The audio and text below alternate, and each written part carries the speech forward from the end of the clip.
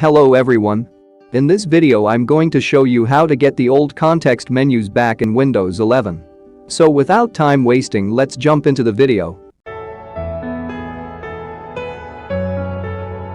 Warning: before getting started, we also recommend backing up the registry and your computer before making any changes. That's how you can make the backup of your registry. Now let us start. First, click the Start button and type regedit, then click the Registry Editor icon when it appears. In the Registry Editor window, navigate to this key or you can paste it in the Registry Editor address bar to go there quickly.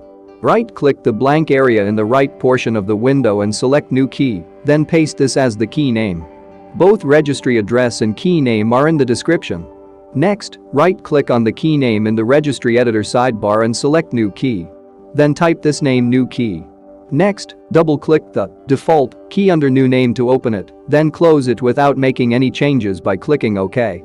This will make the value entry for it blank instead of value not set. After that, close Registry Editor and restart your Windows 11 PC.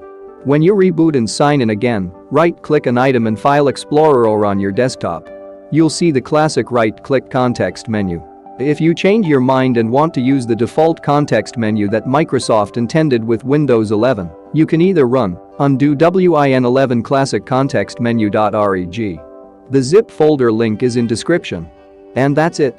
If you guys found this video useful, don't forget to like and subscribe our channel. See you in the next video.